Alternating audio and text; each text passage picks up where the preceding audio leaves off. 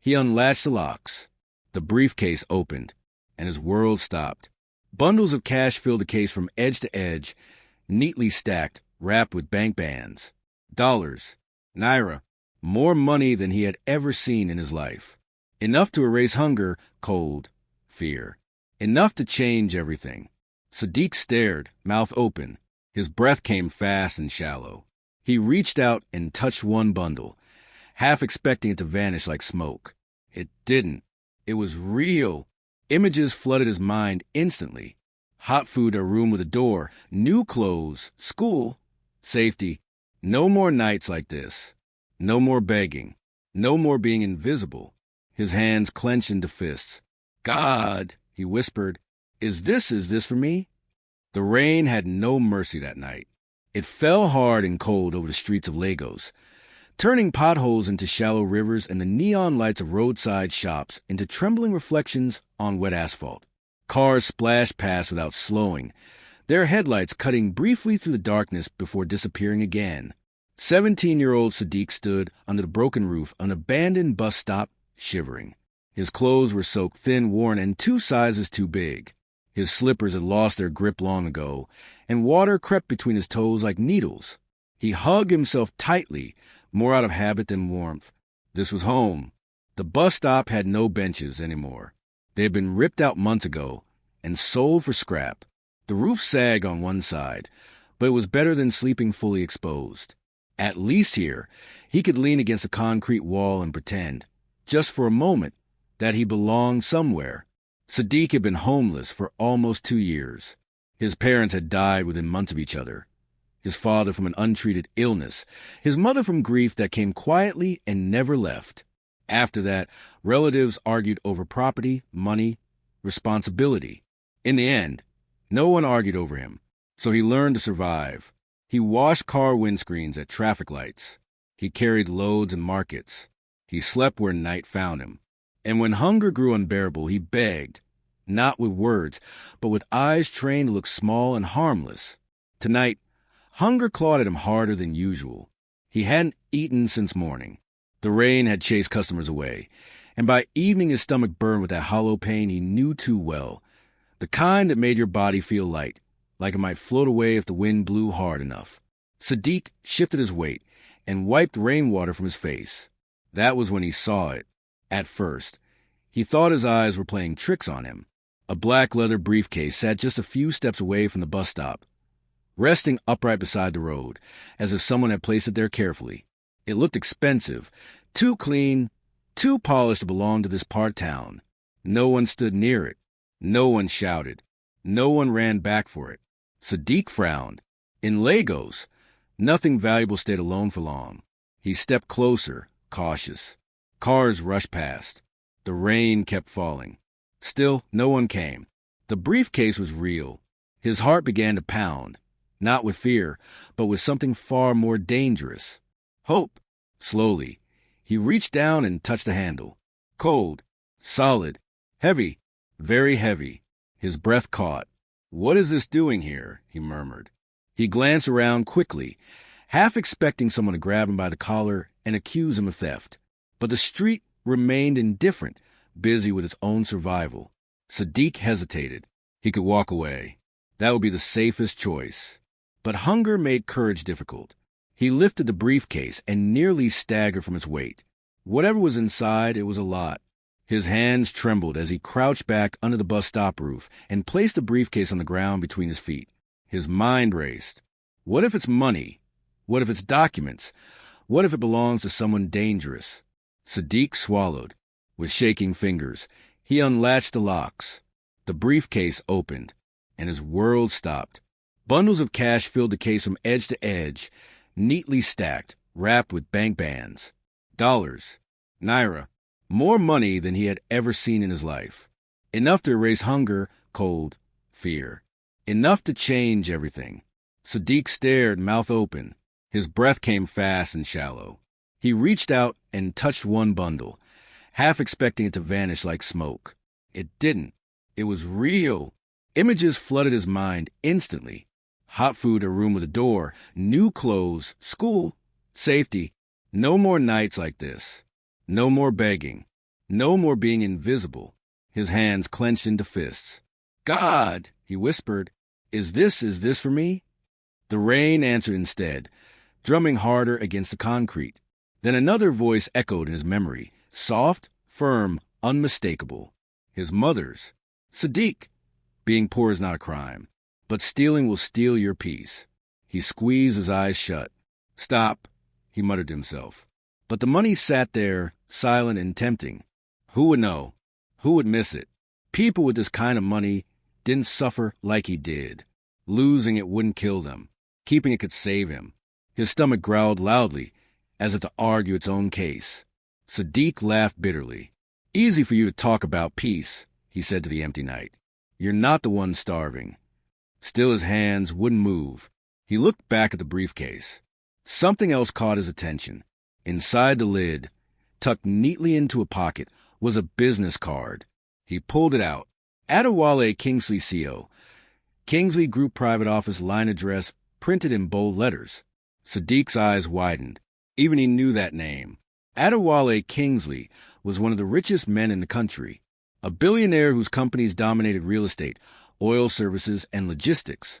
His face appeared on billboards and television screens, always calm, always powerful. This belongs to him? Sadiq whispered. The weight of the decision doubled instantly. This wasn't just money. It was someone's life, someone important, someone who would definitely come looking. Fear crept in now, not of hunger, but of consequences. If he kept it and was caught, he snapped the briefcase shut quickly, heart racing. No, he said firmly. No. He stood up, rain soaking him anew. I won't do this. The word surprised even him. He slung the briefcase carefully over his shoulder. The address on the card was far, very far. He had no transport money, no phone, no umbrella. Still, he stepped out into the rain. Each step felt heavier than the last, not because of the briefcase, but because with every step, he was walking away from an easier life. Cars splashed water onto his legs as he walked. People stared. Some laughed. A few shook their heads. What kind of madness is this boy carrying? Someone muttered as Sadiq passed. He didn't answer. He walked for hours. His legs ached. His shoulders burned. The rain eventually slowed to a drizzle, but exhaustion settled deep into his bones. By the time dawn began to creep into the sky, painting it pale gray, Sadiq reached the towering gates of Kingsley Towers. Security guards snapped to attention as they saw him approaching, barefoot, soaked, carrying a designer briefcase. Hey! Stop there, one guard shouted, stepping forward. Sadiq froze. I need to return something, he said, voice hoarse. The guards exchanged looks. Return what? Sadiq lifted the briefcase with both hands. This. Silence fell. One guard laughed sharply. Where did you steal that from, boy? I didn't steal it, Sadiq replied quietly. It was lost. I found it. Suspicion hardened their faces. Open it, the guard ordered. Sadiq nodded and did. The guards inhaled sharply when they saw the money. Phones came out. Voices rose. Within minutes, the atmosphere shifted from mockery to tension. One guard spoke into his radio urgently. Inside the building, far above them, Adewale Kingsley stood by his office window, staring at the city below. He hadn't slept all night. The missing briefcase haunted him, not because of the money, but because of what it represented. It was part of a test he had run for years after betrayal had hardened his heart. No one had ever returned it. His assistant burst into the office. Sir, she said breathlessly, there's a boy downstairs. He brought it back. Adewale turned slowly. Adewale Kingsley stood very still. For a long moment, he didn't speak. He didn't move away from the glass wall of his office. The city stretched beneath him, alive, loud, indifferent, yet everything felt suddenly distant. A homeless boy, he repeated slowly. Yes, sir, his assistant, Kemi replied. Security says he arrived at dawn. He's soaking wet, barefoot. He claims he found your briefcase and walked all the way here to return it. Adewale's jaw tightened. For years, he had run quiet tests, placing briefcases, wallets. opportunities in vulnerable places, watching how people responded when they thought no one was watching. Politicians failed. Executives failed. Clerks failed. Even people who claimed faith and morals failed. No one ever returned anything. Yet now, bring him up, Adewale said. Kemi hesitated. Sir, are you sure? Security is worried. The boy could be. Bring him up, Adewale repeated, firmer this time. She nodded and left quickly. Adewale turned back to window, memories rising uninvited. Betrayal had taught him to be careful. Loss had taught him to be cold. Wealth had taught him that integrity was rare and often performative. He had learned to expect disappointment. But something about this unsettled him. Downstairs, Sadiq sat on a metal chair in the security office. Shoulders hunched, hands clasped tightly in his lap. The guards stood around him like watchmen guarding a suspect, not a guest. His stomach twisted painfully. The adrenaline that had carried him through the night was gone now, leaving behind exhaustion and doubt. What if this was a mistake? What if they accused me of stealing? What if they beat me? The briefcase sat on the desk, closed again, guarded like evidence. When the elevator doors opened, everyone straightened. Adewale Kingsley stepped out. He didn't wear a suit this time, just a crisp white shirt. Sleeves rolled to his forearms. But authority clung to him as naturally as breath. Sadiq felt it instantly. He stood up without thinking, head bowed. Good morning, sir, he said quietly. Adewale studied him. Not the briefcase, not the guards. The boy, thin, exhausted, eyes too old for his age, yet standing straight. What is your name? Adewale asked. Sadiq, sir. You brought this briefcase? Yes, sir. Adewale nodded once. Come. The guards exchanged looks as Adewale led Sadiq toward the elevator himself. No questions. No accusations. Just calm. Sadiq followed, heart pounding. The elevator ride felt endless. When the doors opened again, Sadiq stepped into a world he had only seen on television. A vast office, glass walls, leather chairs, art that looked like it cost more than entire houses. Adewale gestured to a chair. Sit. Sadiq sat, carefully, perched at the edge. Adewale placed a briefcase on the desk between them and sat opposite him. Silence stretched. Then, why did you return it? The question was simple, direct. Sadiq swallowed. Because it wasn't mine, sir. That money could have changed your life, Adewale said evenly. You know that. Yes, sir.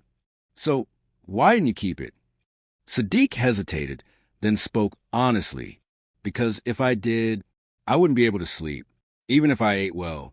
Adewale's eyes sharpened slightly. You were homeless. Yes, sir. You were hungry. Yes, sir. You had no one to stop you.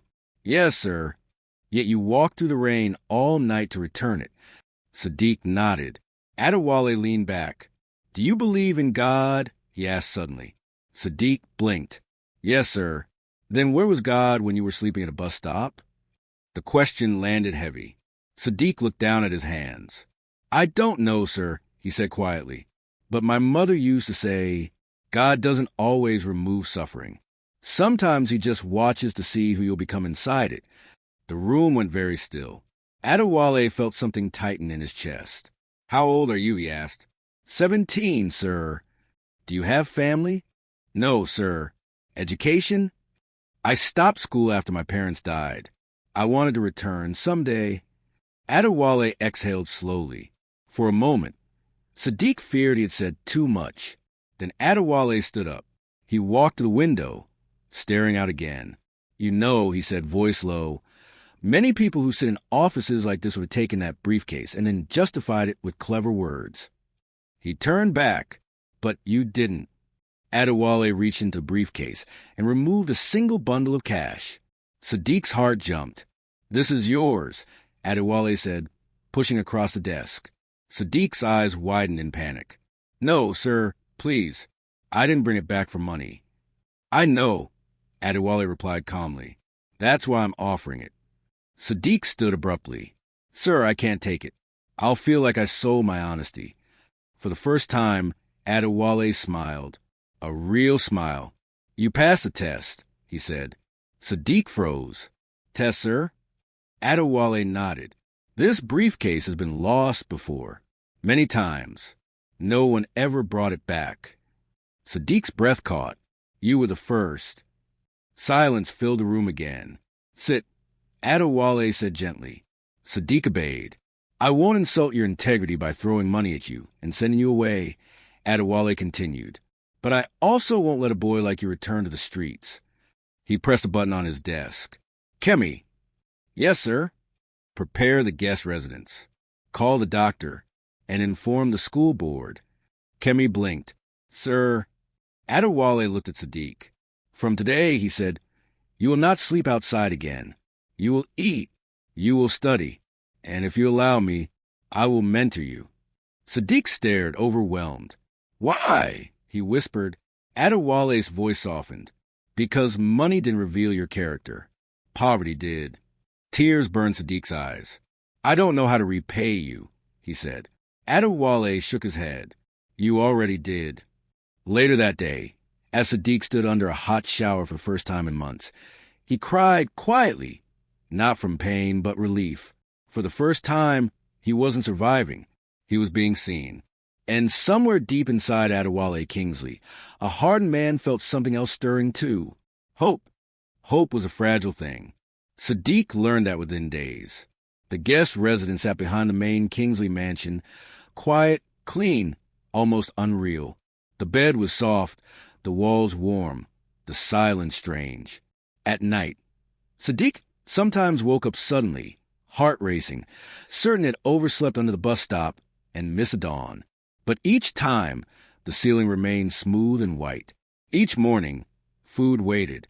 Each afternoon, lessons began. Doctors examined him gently. Nutritionists spoke softly. Tailors measured him for clothes that actually fit.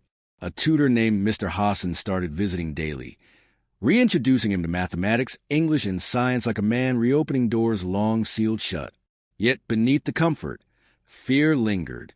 He didn't belong here. That was what the voice inside him whispered.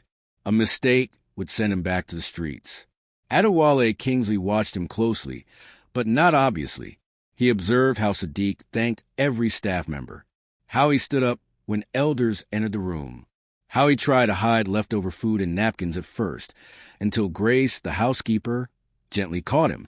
You don't need to save it, dear, she said, smiling kindly. There will be food tomorrow, too. Sadiq flushed with shame. Old habits died slowly. On the fifth day, Adewale invited Sadiq into his study again. This time, the briefcase was gone. Adewale gestured for him to sit. I want to tell you something, he said. Sadiq nodded nervously. I didn't always live like this, Adewale continued. I grew up with little. I clawed my way up. But along the way, I trusted people who taught me that honesty is rare. He paused. 2 years ago, someone very close to me betrayed me. Cost me millions. More than that, cost me peace. Sadiq listened carefully. So I began testing the world, Adewale said quietly. I wanted to know if integrity still existed when money had no witnesses. Sadiq swallowed. You restored something I thought was gone, Adewale said. That doesn't mean life will suddenly be easy for you. It means you'll be watched. Sadiq straightened. I understand, sir. Good, Adewale said, because opportunity is heavier than poverty. Many people crumble under it. The next challenge came sooner than Sadiq expected. A private school agreed to enroll him, but not without resistance. Parents whispered. Board members hesitated. Where did he come from? What message does this send? What if he's a bad influence? Sadiq overheard fragments as he waited outside the office one afternoon, uniform crisp, shoes shining. The same fear returned. He lowered his head. Adewale's voice cut through the murmurs. He came from honesty, he said calmly, and that is the only background that matters to me. Silence followed. Sadiq was admitted. School was harder than hunger, not because of books, but people. Some students avoided him. Others mocked him quietly. Charity case. Project boy. Billionaire's experiment. He endured it silently. At night, he studied harder than anyone else. Failure was not an option. Weeks passed, then months. Sadiq grew taller, stronger, sharper. He ranked first in his class by the second term. Teachers noticed. Students changed. Respect followed excellence. One evening, Adewale received a call that shook the fragile peace. The same executive who betrayed him years ago had resurfaced, this time trying to sabotage a major Kingsley Group deal. Documents leaked. Stock prices trembled. Adewale sat alone in his office, jaw tight. Sadiq happened to walk in with tea. He froze. I'll come back later, sir. No, Adewale said. Sit. Sadiq sat quietly. Adewale looked at him for a long moment. Tell me something, he said. If you found another briefcase tomorrow, with even more money, what would you do? Sadiq didn't hesitate. I would return it. Even now. Yes, sir. Why? Because if I take what isn't mine now, Sadiq said softly, then everything you've done for me becomes a lie. Adewale closed his eyes. That night, he made a decision. The next morning, the media exploded. Billionaire Adewale Kingsley appoints former homeless boy as integrity ambassador. Critics laughed. Commentators mocked. Publicity stunt. Sentimental nonsense. He's lost his edge. Adewale ignored them. He stood before his board and said only one thing. I trust a boy who returned money when he was starving more than men who steal while full. Sadiq didn't want the spotlight, but he accepted the responsibility. He spoke in schools. He spoke in orphanages. He told his story, not to impress, but to remind. Integrity doesn't fill your stomach immediately, he would say, but it feeds your future. Years passed. Sadiq graduated top of his class. Scholarships followed. University came. Then internships. Then leadership roles. He never forgot the bus stop. One evening, years later, Sadiq stood beside Adewale at that same bus stop, now renovated, bright, and clean. You know, Adewale said, that night changed both our lives. Sadiq nodded. Yes, sir. Adewale turned to him, placing a hand on his shoulder. I gave you shelter, he said, but you gave me faith. Sadiq smiled. The rain began to fall again, gentler this time. And somewhere in the city, another hungry child would face a choice. A briefcase, a conscience, a future.